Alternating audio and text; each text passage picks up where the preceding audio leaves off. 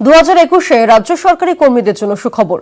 জানুয়ারিতে 3% ডিএ দেওয়ার ঘোষণা মুখ্যমন্ত্রীর। অনলাইন পড়াশোনার জন্য রাজ্যে 9.5 লক্ষ ছাত্রছাত্রীকে ট্যাব দেওয়া হবে। এছাড়া রাজ্যে 8টি পিসিআর টেস্টের খরচ কমানোর ঘোষণা মমতা বন্দ্যোপাধ্যায়।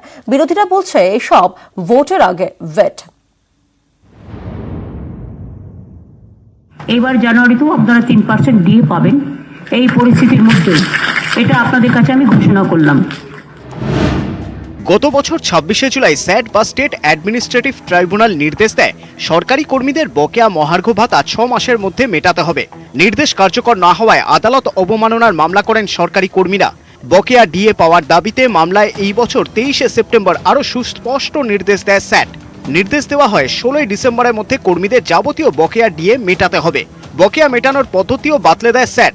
নির্দেশকে চ্যালেঞ্জ করে রাজ্য ফের স্যাটে রিভিউ পিটিশন দায়ের করে। 16ই ডিসেম্বর মামলা শুনানি। এই আইনি লড়াইয়ের মধ্যেই সরকারি কর্মী সংগঠনের চিঠি যায় মমতা বন্দ্যোপাধ্যায়ের কাছে। চিঠির প্রেক্ষিতে এদিন নবান্নে বৈঠক করেন মমতা বন্দ্যোপাধ্যায়। বৈঠকের পর জানিয়ে দেন 2021-এর জানুয়ারিতে রাজ্য সরকারি কর্মীদের জন্য সুখবর। আপনাদের প্রতি বছর জানুয়ারি মাসে আমরা একটা ডিএ তো দিই, আমার ক্ষমতা থাক বা না থাক যেখান থেকেই হোক জোগাড় করব। এইবার জানুয়ারিতেও আপনারা 3% ডিএ পাবেন। এই পরিস্থিতির মধ্যে এটা আপনাদের কাছে আমি ঘোষণা করলাম। নবান্ন সূত্রে খবর, এর জন্য 10.5 লক্ষ সরকারি কর্মী উপকৃত হবেন। ডিএ বাবদ রাজ্যের কোষাগার থেকে অতিরিক্ত বার্ষিক 2200 কোটি টাকা খরচ হবে। রাজনৈতিক মহলের একাংশের দাবি, ভোটের আগে ডিএ নিয়ে ঘোষণা যথেষ্ট তাৎপর্যপূর্ণ। কারণ লোকসভা ভোটের ফলে দেখা যায় পোস্টাল ব্যালটে 42-এর মধ্যে 39 আসনে এগিয়েছিল বিজেপি, মাত্র 2টিতে এগিয়েছিল তৃণমূল। পোস্টাল ব্যালটে ভোট দেন সরকারি কর্মীরাই। বিরোধীরা বলছেন 21-এর আগে সরকারি কর্মীদের মন পেতেই মুখ্যমন্ত্রীর ডিএ ঘোষণা। 6 পে কমিশন ঘোষণা করলেন, কিন্তু 48 মাসের তাদের ডিউ থেকে গেল পাওনা, কেন দিলেন না? কিন্তু আমি জানি না সরকারি কর্মচারীরা এতে খুশি হয়েছেন কিনা। 2 মাস 3 মাস 4 মাস পরে দেবেন বলেন। তো জানুয়ারি বলেছেন, ভরসা কম আছে। আমরা আশা করব কমপক্ষে কর্মচারীরা বঞ্চিত হবেন না।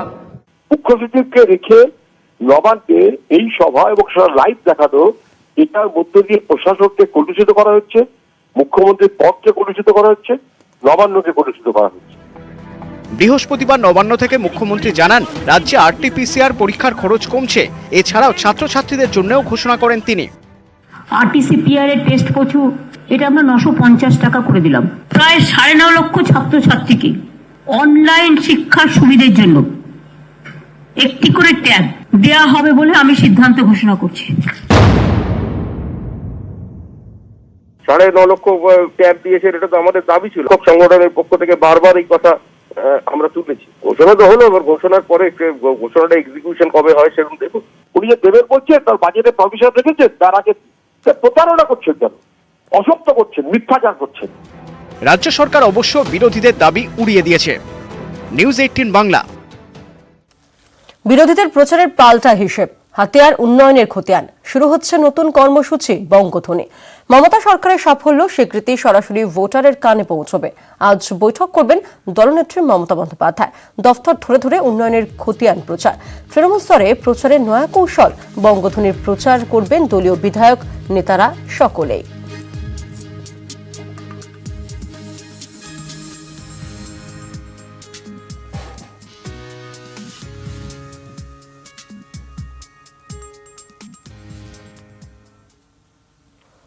করোনা থেকে আমফান।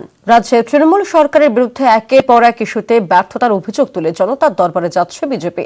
5ই ডিসেম্বর থেকে রাজ্য জুড়ে শুরু হয়ে যাচ্ছে বিজেপির আর নয় অন্যায় ক্যাম্পেইন।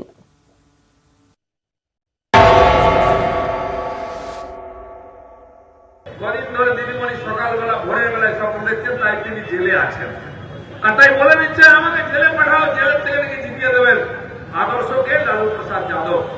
1000 কোটি টাকার ঘোটালা করে জেলের ভাব খাচ্ছে। লালু প্রসাদ জিতাতে পেরেছেন? টার্গেট 21-এর বিধানসভা ভোট। আর নয় অন্যায় স্লোগান তুলে আবারও কোমর বেঁধে নামছে বিজেপি। দুয়ারে সরকার কর্মসূচির পাল্টা নিজেদের এজেন্ডা নিয়ে এবার জনতার দরজায় যাচ্ছেন তারা।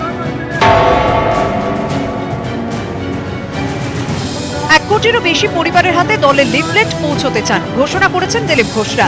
রাজ্যের তৃণমূল সরকারের বিরুদ্ধে ব্যর্থতা এবং অপশাসনের অভিযোগ তুলেই থামছে না বিজেপি।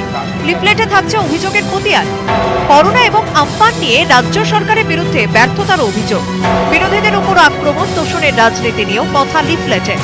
রাজ্যে আইন শৃঙ্খলা, যুবক এবং নারীদের অবস্থা নিয়েও তো, রাজ্যের অর্থনৈতিক পরিস্থিতি ও কৃষকদের হাল নিয়েও অভিযোগ। এর পাশাপাশি কেন্দ্রের বিজেপি সরকার থেকে রাজ্য কি পেয়েছে তার খতিয়ানও থাকছে লিফলেটে। এই অভিযান আগামী 5 ডিসেম্বর দুপুর 12টায় আমরা শুরু করব পশ্চিমবঙ্গ ব্যাপী। সমস্ত বুথ স্তরে বাড়ি বাড়ি গিয়ে এই লিফলেট আমরা সাধারণ মানুষের বাড়িতে দেব। 5 থেকে 12 এক সপ্তাহ চলবে এই অভিযান। প্রদেশের 14,000 যে শক্তি কেন্দ্র, যেটা পঞ্চায়েত সমিতি ক্ষেত্র হয়, আমাদের সাংগঠনিক একটি একক, সেই শক্তি কেন্দ্রে বাকি মাস পথসভা হবে। আন্নয় অন্যায় স্লোগান নিয়ে বৃহস্পতিবার থেকেই রাস্তায় নেমে পড়ছে গেরুয়া শিবির। বালিগঞ্জের বিজন সেতুর কাছে জনসভা করেন দিলীপ ঘোষরা। ঘাসফুলের খাস তালুক দক্ষিণ কলকাতায় সভা থেকে ভালোই সাড়া মিলেছে বলছেন গেরুয়া শিবিরের নেতা কর্মীরা। নিউজ 18 বাংলা।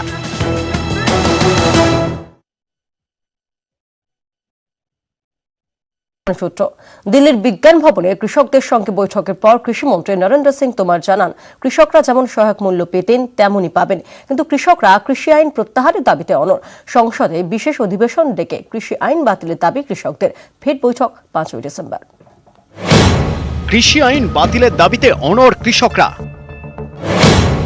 দিল্লিতে কেন্দ্র কৃষক বৈঠক ব্যর্থ। বৃহস্পতিবার 7 ঘন্টার বৈঠকেও সমাধান সূত্র মিলল না। ফের বৈঠক 5 ডিসেম্বর। 3 কৃষি আইন প্রত্যাহারের দাবিতে দেশের একাংশের কৃষক বিক্ষোভ। উত্তরপ্রদেশ, হরিয়ানা, পাঞ্জাব থেকে কৃষকদের দিল্লি চলো অভিযান। কৃষকদের দাবি, সংসদে বিশেষ অধিবেশন ডেকে কৃষি আইন প্রত্যাহার করতে হবে। এর আগে কেন্দ্রের সঙ্গে বৈঠকে জট কাটেনি। বৃহস্পতিবার দিল্লির বিজ্ঞান ভবনে কৃষকদের সঙ্গে বৈঠকে ছিলেন কেন্দ্রীয় কৃষিমন্ত্রী নরেন্দ্র সিং তোমর, রেলমন্ত্রী পীয়ূষ গোয়েল এবং পাঞ্জাবের সাংসদ ও মন্ত্রী সোম প্রকাশ। কিন্তু 7 ঘন্টা বৈঠকেও মিলল না সমাধান সূত্র। কৃষিমন্ত্রী নরেন্দ্র সিং তোমরের বার্তা, কৃষকরা যেমন সহায়ক মূল্য পেতেন তেমনই পাবেন। एमएसपी चल रही थी, एमएसपी चल रही है, आने वाले कल में भी चलती रहेगी। इसकी आश्वस्ति भी हम किसान भाइयों को दिलाएंगे। কিন্তু কৃষকদের একটাই দাবি, সংশোধন নয়, কৃষি আইন বাতিল করতে হবে। हम लोग बोला कि जो तीनों बिल है वो रद्द करें, नहीं तो संघर्ष हमारा जारी रहेगा। কৃষকদের আন্দোলন তুলে নেওয়ারও বার্তা দেন তোমর। सरकार बातचीत कर ही रही है और लगातार सरकार वार्ता में है, तो निश्चित रूप से वार्ता में जो मुद्दे आएंगे वो समाधान तक पहुंचेंगे, इसलिए आंदोलन समाप्त करें। এরপর ফের শনিবার 5 ডিসেম্বর বৈঠক। कल और परसों हमारे द्वारा मीटिंग रखने को उन्होंने बोला है, वो भी हम भी सोचेंगे। কেন্দ্রের বিরুদ্ধে ক্ষোভে ফুঁসছেন কৃষকরা। দিল্লিতে বিজ্ঞান ভবনে 3 মন্ত্রীর সঙ্গে বৈঠকে কৃষকরা সরকারের দেওয়া খাবার ফিরিয়ে দেন। নিজেদের আনা প্লেটে নিজেদেরই আনা খাবার খান কৃষকরা। এদিনই পদ্মবিভূষণ ফিরিয়ে দেন প্রকাশ সিং বাদল। শিরোমণি আকালি দলের প্রাক্তন সভাপতি ও পাঞ্জাবের প্রাক্তন মুখ্যমন্ত্রী মোরারজি দেশাই সরকারের সময় কৃষিমন্ত্রী ছিলেন। বৃহস্পতিবার সকালে টুইটে কেন্দ্রের নতুন কৃষি আইন নিয়ে তোপ দাগেন মমতা বন্দ্যোপাধ্যায়। কৃষকদের পাশে থাকার বার্তা দেন তিনি। কৃষকদের পাশে থাকার বার্তা দিয়ে টুইট করেন প্রদেশ কংগ্রেস সভাপতিও। তিনি লেখেন, আমাদের দেশকে খাবার যোগায় যারা, তাদের যথাযোগ্য সম্মান ও মর্যাদা দেওয়া উচিত। কৃষি আইনের বিরোধিতায় সুর চড়ছে বিরোধীদের। দিল্লি তোলপাড়, 5 ডিসেম্বর বৈঠকে কি বড় গলবে? নিউজ 18 বাংলা। কৃষকদের সমস্যা না মিটলে দেশ জুড়ে বিক্ষোভে নামবে তৃণমূল কংগ্রেস। কৃষক আন্দোলনের আবহে আরও একবার কেন্দ্রকে নিশানা মমতার। একের পর এক টুইটে বিঁধলেন কেন্দ্রকে। টুইট করে কি হবে? সদিচ্ছা থাকলে বাস্তবের মাটিতে কৃষকদের পাশে থাকতেন, পাল্টা বলছে বাম কংগ্রেস। কৃষকের জন্য কে বেশি ভাবেন? সপ্তাহের শুরুতে পিএম কিষাণ যোজনা নিয়ে নরেন্দ্র মোদীর অভিযোগের জবাবে মমতার দাবি ছিল তার সরকারি প্রকৃত কৃষক বন্ধু। এবার টুইটে কেন্দ্রের নতুন কৃষি আইন নিয়ে তো কৃষক আন্দোলনে যখন তোলপাড় দিল্লি, তখনই ফের একবার কৃষকদের পাশে থাকার বার্তা মমতা বন্দ্যোপাধ্যায়। টুইটারে লিখলেন, কৃষকদের জীবন জীবিকা নিয়ে মারাত্মক উদ্বেগে রয়েছে। ভারত সরকারের উচিত নয়া কৃষি বিল প্রত্যাহার করে দেওয়া। এই মুহূর্তে বিল প্রত্যাহার না করা হলে আমরা রাজ্য ও দেশ জুড়ে আন্দোলনে নামব। আমরা প্রথম থেকে এই কৃষক বিরোধী বিলের বিরোধিতা করে আসছি। নতুন কৃষি আইন থেকে মূল্যবৃদ্ধি বিলগ্নীকরণ। বৃহস্পতিবার মোদী সরকারকে নিশানা করে একের পর এক টুইট মমতার। মূল্যবৃদ্ধি নিয়ে 4 ডিসেম্বর বৈঠকে বসছে তৃণমূল। অবিলম্বে অত্যাবশ্যকীয় পণ্য আইন প্রত্যাহারের দাবি। বিলগ্নীকরণ ও বেসরকারীকরণের নীতি বাতিলের দাবি তুলেছেন মমতা। ফার্মারদের বিলের ব্যাপারে আমাদের প্রতিবাদ রয়েছে এবং আমরা নৈতিক সমর্থন পুরোপুরি করছি এই কৃষক আন্দোলনের। যদি নেত্রী রাস্তায় নেমে আন্দোলন করতে বলেন তাই করব। তবে মমতা বন্দ্যোপাধ্যায়ের এই টুইটকে কুম্ভীরাষ্ট্রর বেশি আমল দিতে নারাজ বাম কংগ্রেস নেতারা। যখন আন্দোলন চলছে, সমস্ত কৃষক সংগঠন বিজেপি আর তৃণমূলের বাদ দিয়ে তারা এক কাট্টা হয়ে লড়াই করছে।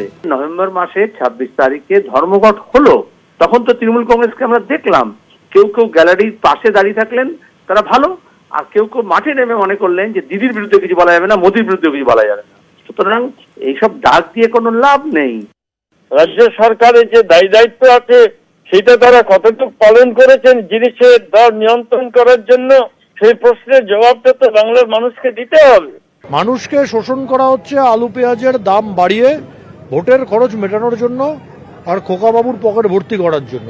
রাজ্য সরকার দায়ী পশ্চিমবঙ্গের মানুষের এই ভোগান্তির জন্য। পেঁয়াজের জন্য লাইন, আলুর জন্য লাইন দিচ্ছেন মানুষ।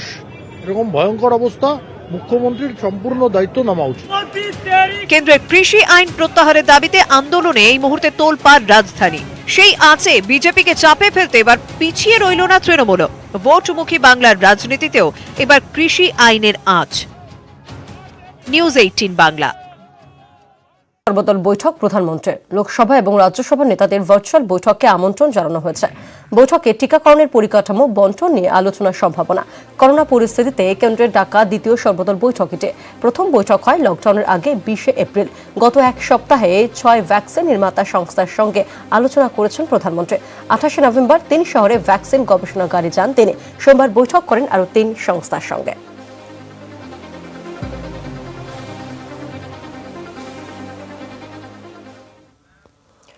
ভারত থেকে ইংল্যান্ড বেড়াতে গেলে কি করোনা ভ্যাকসিন পাবো? গেলে কতদিনের কোয়ারেন্টিনে থাকতে হবে? কোয়ারেন্টিন এড়িয়ে কি ভ্যাকসিন পাওয়া সম্ভব? ফোন বা মেলে একই প্রশ্ন। উত্তর দিচ্ছেন ট্রাভেল এজেন্টরা। পরের সপ্তাহ থেকে সাধারণ জনগণকে টিকা দেবে ফাইজার। ব্রিটিশ প্রধানমন্ত্রী বরিস জনসনের ঘোষণার পরেই শোরগোল পড়ে গিয়েছে এদেশে। এই ডিসেম্বরের দ্বিতীয় সপ্তাহ মানব সভ্যতার ইতিহাসে লেখা থাকবে ফাইজারের ভ্যাকসিন। কারণ ব্রিটেনে করোনার গণটিকার শুরু। গোটা ব্রিটেন জুড়ে টিকাকরণ কর্মসূচি শুরু করা হবে। তবে এই কর্মসূচি হবে অগ্রাধিকারের ভিত্তিতে। ঝুঁকিপূর্ণ ব্যক্তিদেরই প্রথমে টিকা দেওয়া হবে বলে জানিয়েছে বরিস জনসন সরকার। ফাইজারের সাফল্যের পর থেকে এদেশের মানুষও আশায় বুক বাঁধছিলেন। কিন্তু তথ্য বলছে ফাইজারের ভ্যাকসিন সংকর্ষণের মতো পরিকাঠামো আমাদের দেশে গড়ে তোলা এখনই সম্ভব নয়। তাই ফাইজার এদেশে অধরা। তাহলে উপায়? এদেশে না হোক ওদেশে গিয়ে কি করোনা টিকা নিয়ে আসা সম্ভব? কিছুদিন আগে মুম্বাইয়ের এক ট্রাভেল সংস্থা দাবি করেছিল তারা 3 দিনের ভ্যাকসিন প্যাকেজ দেবে, যেখানে সুযোগ থাকবে ইংল্যান্ডে গিয়ে করোনা ভ্যাকসিন নেওয়ার। তারপরেই নানা রকম প্রশ্নের উত্তর দিতে হচ্ছে সংস্থাকে। ভারতীয় পাসপোর্ট থাকলে ভ্যাকসিন পাওয়া যেতে পারে, ব্রিটিশ সরকার এমন কোনো নির্দেশ না দেওয়া পর্যন্ত ট্রাভেল সংস্থাও কিছু উত্তর দিতে পারছে না। কিন্তু সংস্থার মেলবক্স প্রশ্নে ভরে উঠছে। নিউজ 18 বাংলা।